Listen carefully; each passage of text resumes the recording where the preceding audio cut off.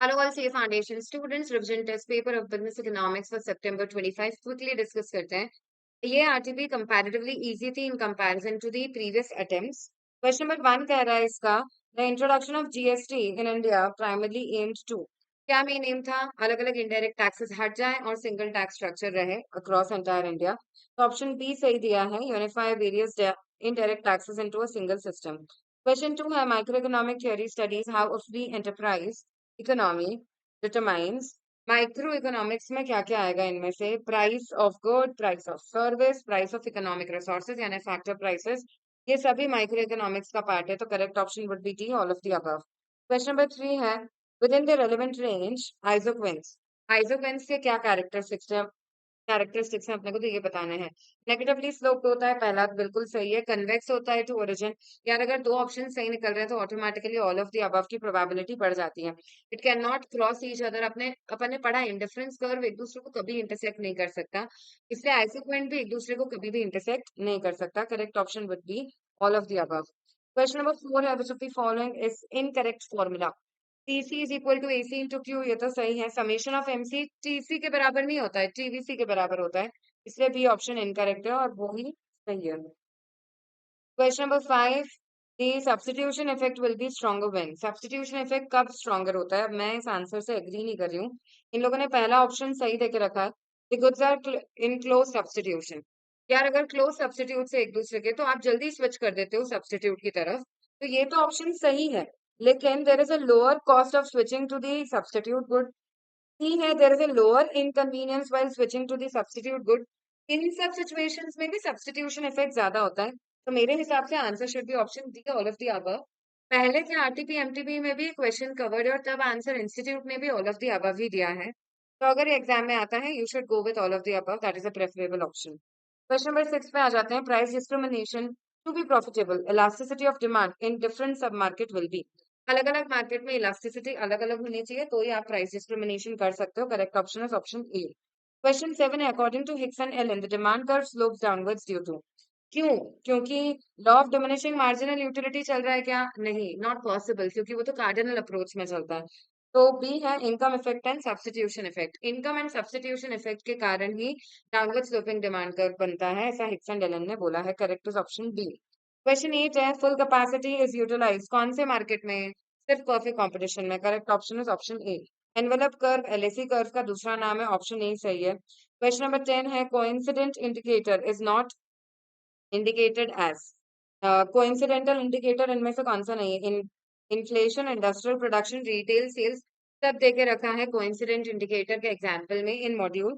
New order for plant and equipment ये देके रखा है in leading indicators and module and that is by D option सही है. Which of the following is not typically used as a fiscal policy measure to control inflation? Fiscal policy मतलब government के खर्च और गवर्नमेंट की receipt की policy. तो government expenditure बढ़ा दिया जाएगा टैक्स बढ़ा दिए जाएंगे कम कर दिए जाएंगे पब्लिक सेक्टर इन्वेस्टमेंट. ये सब तो फिस्कल पॉलिसी का ही पार्ट है. लेकिन इंटरेस्ट रेट बढ़ा दिए जाएंगे ये मनी पॉलिसी का पार्ट है. This is not a part of fiscal policy इसलिए ये सही ऑप्शन है. Question 12 in an economy a change in reserve ratio will directly affect the. अगर रिजर्व रेशियो में चेंज आता है तो इसकी वजह से क्या इम्पैक्टेड रहेगा. Level of interest rate. Interest rate पे डायरेक्ट इम्पैक्ट इसलिए नहीं आएगा क्योंकि रेपो रेट या रिवर्स रेपो रेट ये सब चेंज नहीं किया. Correct is option B. Money in circulation supply of money पे डायरेक्ट इम्पैक्ट आता है. ऑप्शन बी सही है. Question 13 which of the following is not a key assumption of Ricardo's theory of comparative advantage. Remember Ricardo's theory. Ricardo की theory बोलती थी कि अगर दो कंट्रीज हैं दो तरह के गुड्स की बात हो रही है तो ऐसी सिचुएशन में अगर एक कंट्री को दोनों ही गुड्स के प्रोडक्शन में एडवांटेज है भी तो भी वो दूसरी कंट्री के साथ एक्सचेंज कर सकती है. ओके. तो option A two countries each specialising in one good it can produce most efficiently will both will both gain from trade. ये तो सही है. फिर resources are immobile between the countries. resource को आप कंट्री के बीच में नहीं मूव कर सकते लेकिन कंट्री के विद इन मूव किया जा सकता है. ये भी assumption सही है. सी है trade occurs only due to differences in technology between the countries. नहीं रिकार्डो की थ्योरी ने केवल लेबर को कंसिडर किया है टेक्नोलॉजी कंसिडर की नहीं. वो हेक्सटर रोलिंग थ्योरी ने कंसिडर की है and that is why correct option is option C. Question 14. If a country's currency is depreciating, it implies अगर कंट्री की करेंसी डिप्रिशिएट हो रही है मतलब उसके एक्सपोर्ट अब बढ़ते जाएंगे और इंपोर्ट कम होते जाएंगे। तो correct option is option C, the countries exports become cheaper for foreign buyers and primarily boosting the trade. Then question 15, which of the following is a primary objective of India's 5-year plans? India के 5-year plan का क्या main objective है? Option A, to regulate and control foreign trade. ये primary objective नहीं था। 5-year plans जब initially 1990 से पहले हम फॉलो कर रहे थे तो डेफिनेटली हम कंट्रोल कर रहे थे अपनी इकोनॉमी को in terms of restricting foreign trade या फिर प्राइवेट सेक्टर को घुसने नहीं दे रहे थे। लेकिन मेन ऑब्जेक्टिव 5-year प्लान का होता है ग्रोथ, डेवलपमेंट, मॉडर्नाइजेशन, राइट? तो बी सही है इस केस में, to promote balance economic growth across all regions. Then 16 है, करंट अकाउंट डेफिसिट कब होगा? जब इंपोर्ट ज्यादा है और एक्सपोर्ट है कम। तो ऑप्शन ए सही है, जब imports exceed exports. Question 17, which of the following is a primary objective of India's monetary policy? India के मॉनेटरी पॉलिसी का मेन ऑब्जेक्टिव होता है मनी सप्लाई कंट्रोल करना, इन्फ्लेशन कंट्रोल करना, स्टेबिलिटी लेकर आना। तो ऑप्शन ए है to reduce the overall level of taxation in the economy, ये तो फिस्कल पॉलिसी होती है बेटा। बी है to control money supply and curb inflation. Option B बिल्कुल सही है। Which of the following refers to the study of total aggregate level of output, income, employment, consumption, investment and prices? बेटा managerial economics, business economics को बोलते हैं तो वो तो गलत है, माइक्रो भी गलत है। Correct option would B macro economics, क्योंकि एग्रीगेट लेवल पे बातें की जा रही है।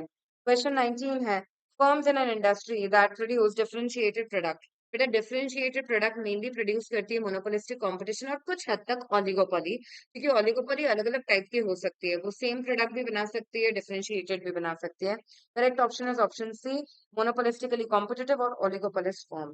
20 है, the concept of multiplier effect in Keynesian economics refers to. Multiplier effect का क्या मतलब होता है? ऑप्शन बी सही है इसमें।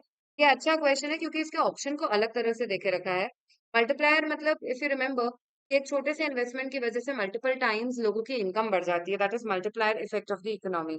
तो the magnification of initial change in spending throughout the economy, छोटा सा स्पेंडिंग में चेंज होने की वजह से पूरी इकोनॉमी में जो मल्टीपल टाइम्स इनकम बढ़ती है वो है मल्टीप्लायर इफेक्ट। क्वेश्चन 21 है, what is the primary method for calculating national income through income approach? Income approach के थ्रू नेशनल इनकम कैसे निकाली जाती है? आप अलग अलग factor incomes earn by household and firms को एड अप कर लेते हो to calculate national income in income method. Option B सही है। Question 22, which of the following is considered as a component of M1, the narrowest classification of money supply? सबसे appropriate option है option B, that is currency in circulation. Question number 23 पे आ जाते हैं, that is which of the following is included in M2, a broader measure of money supply in comparison to M1? तो M2 में include होते हैं saving deposit of post office। ये इन लोगों ने clarify नहीं किया, हालांकि this should be better clarified। तो फिर in that case option B सही होगा, क्योंकि बाकी सारे ऑप्शंस तो यूं भी नॉकआउट से हट ही रहे हैं। क्वेश्चन 24 है, which of the following is a factor income? इनमें से कौन सी फैक्टर इनकम है? तो पहला ही ऑप्शन बिल्कुल सही है, प्रॉफिट, क्योंकि indirect subsidies, indirect taxes, subsidies और ट्रांसफर पेमेंट्स ये तीनों ही फैक्टर इनकम नहीं होते हैं। Question number 25, which of the following is a common solution to the problem of common resources being over use? Common resources अगर ज्यादा यूज किए जा रहे हैं तो कॉमन सोल्यूशन क्या है बेटा? अब चीजों को प्राइवेटाइज करने से या फ्री मार्केट इकोनॉमी में ऑपरेट करने से या सब्सिडी देने से कुछ भी नहीं होगा। यहाँ पे किसका इंटरफेरेंस जरूरी हो जाता है? गवर्नमेंट का interference, and that is my correct option is option A. With this RTP खत्म होती है। For any queries you can post in the comment section.